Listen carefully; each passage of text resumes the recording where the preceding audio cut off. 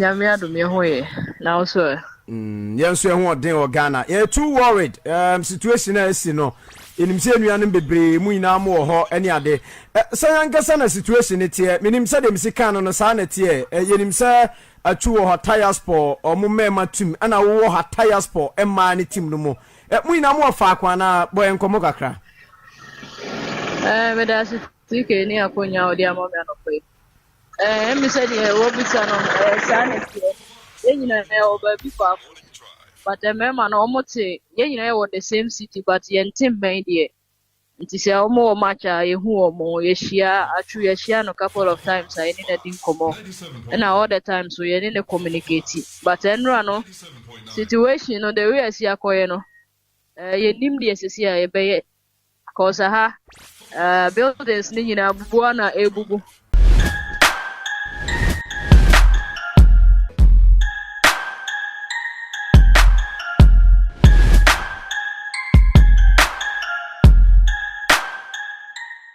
Masa anymore edi enhia e wo afidika series say attention series de bia masema me kan say me fa bibia enkam me ba no training issues am de beba na religious sense me wa be hwegu ba no political aspects am de beba ba no sports so na yen fa yen so amenya etitiru ani animdie fo no wa betina se na ya fa na emu odin ene me na wa be fon titan so asema me ni e bo so aga na egusu etwa dajoa no ense bia san beto abonten e de ya fa ye Christian atwu ehumenya Mr. Sapon e ofi amene na e ba betwetwe nkom.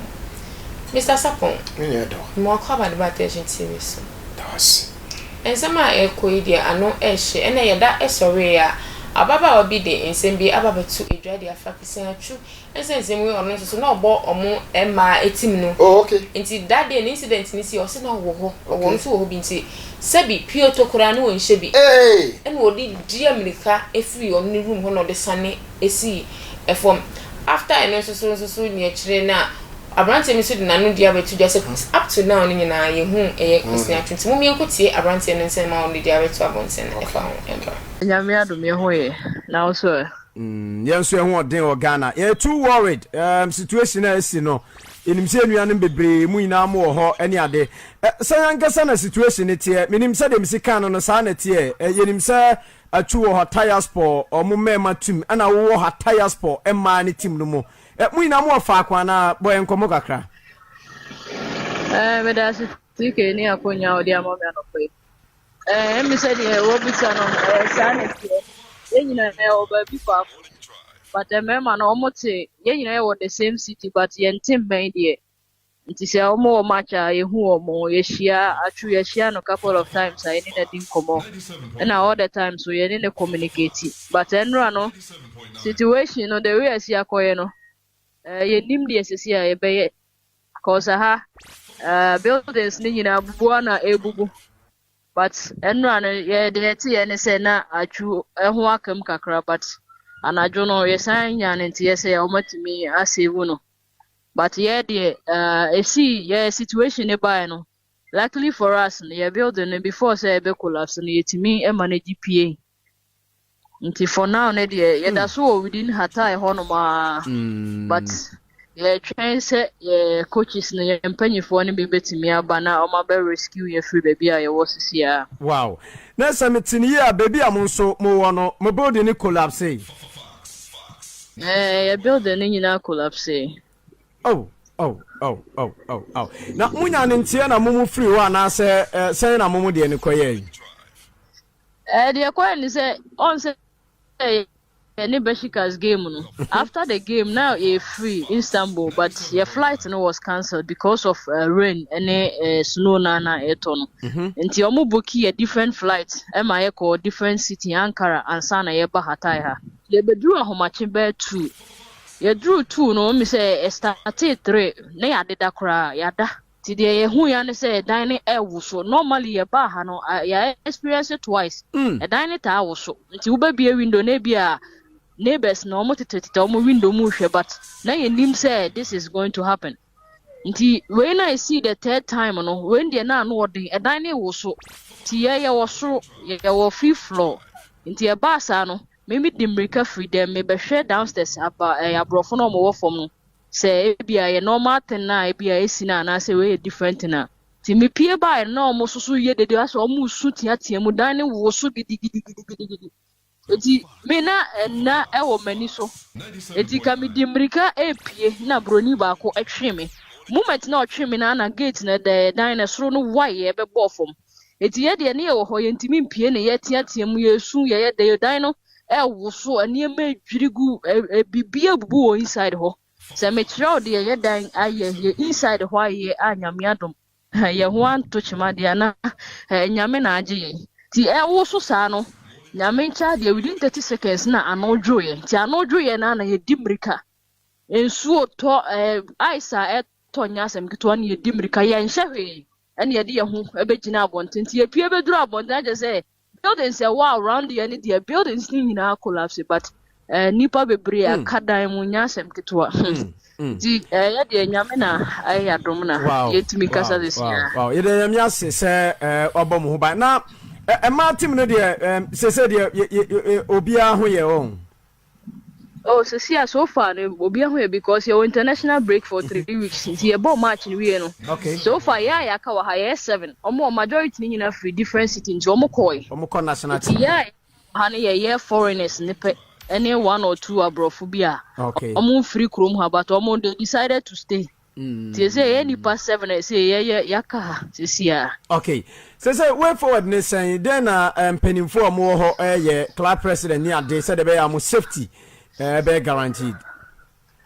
So see ade club president ni penimfo ni nyina no ha. So there is nothing anybody can do because omo no their family ni so issues ni ade so your coach after the game no so ko fie. Nti omo try say ombenya car enu an omo try ya but omo makwan maka bia ma ha because of the situation nti nti afa na omo ankasa enya van a omo pese omo drive edeba nti omo drive free Ankara different city edi aba ti omo ba beduru ha nwumre be 9 but the situation is nwumre 9 no ebesan ama ne homre so because enu na jobe bia e wo kra ne e wo mountain soro ti ha no kra ne bus na ye dede but anye bibi kestie but omo se anwumre de elizesi a ne ye nim de wi ba bia e wo de ntimi nka for sure say ye safe because can who we don't know what will happen.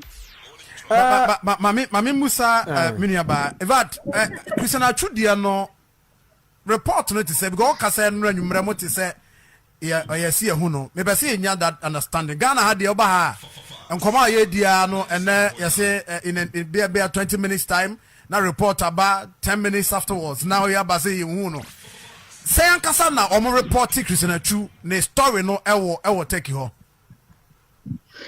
So far there has no since incidents this year and everything is off media or light or BBI off your network na yeni nti enno no anadwo no around bed 10 and I started seeing your network but na nsuo ne so to ti me reporter me nya ni say na abrofo no kra na e ka say omo say achu aka building the inside nti afa na omo try rescue team na hu so waka ho nti omo try so omo be save no ti anopa na girl ba ko so ka chem say news omo say yeah, omo memma ni coach na interview say still na omo hu nti achu issue ni there for now ni there yankasa we don't know what is going on.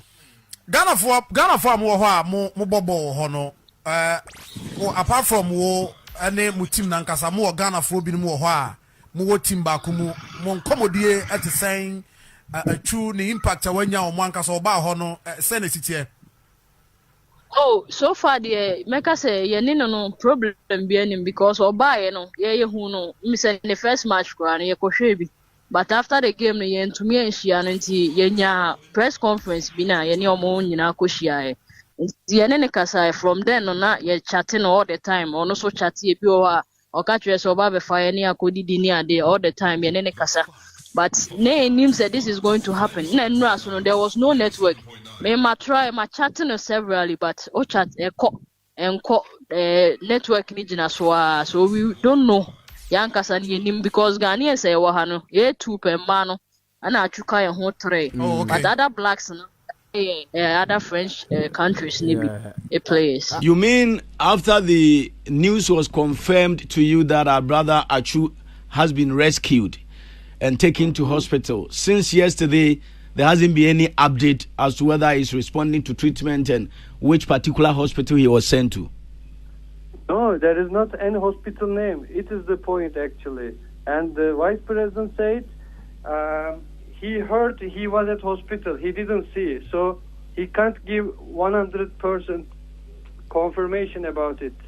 And you know, I'm in Turkey, and he's our friend. I checked all hospital. I gave his name, his passport. I did everything.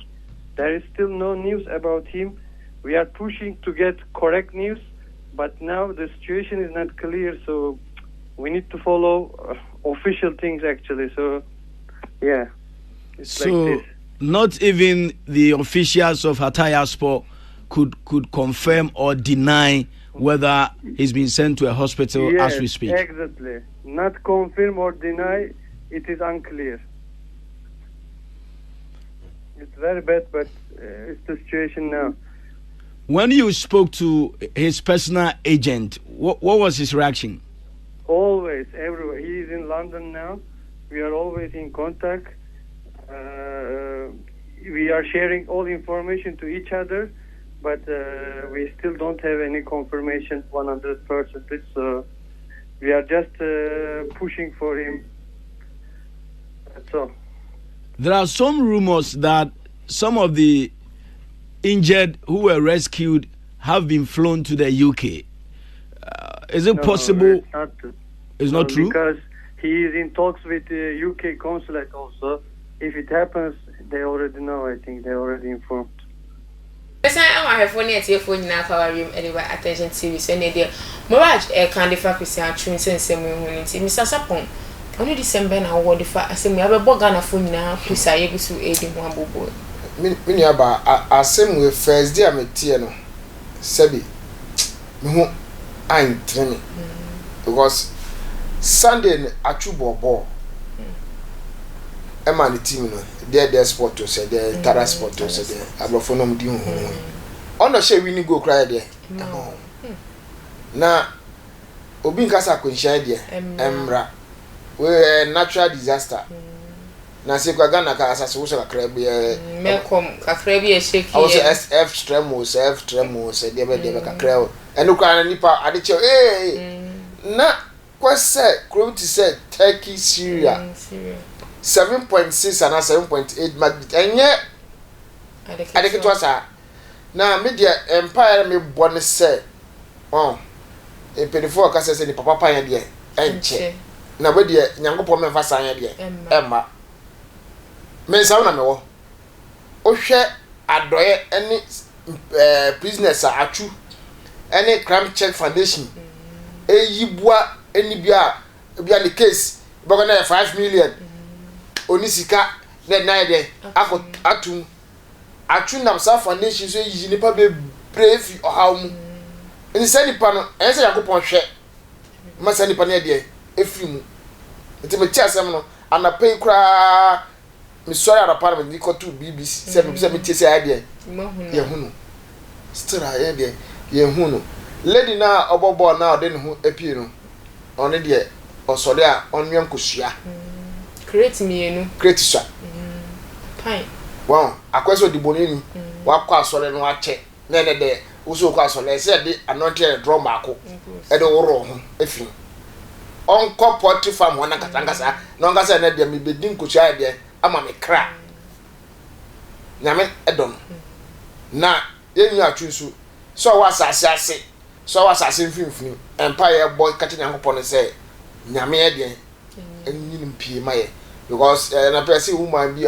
of age of 57 years and appear on ede omuhunu otiase ono ordinary ede ewunu no nya abrante 31 years no ene nyankopɔ ntimi ede enye no abrofo nka sɔre omunya do pesa ede yebi wa ha ti nyankopɔ hwɛ so na bebi owo bia no onye ne kra emaye Mr. Sapon, yeah, that was any unim DNA or the better you do not be actually any of to say no pie about Walker Sound and all cancer on your question.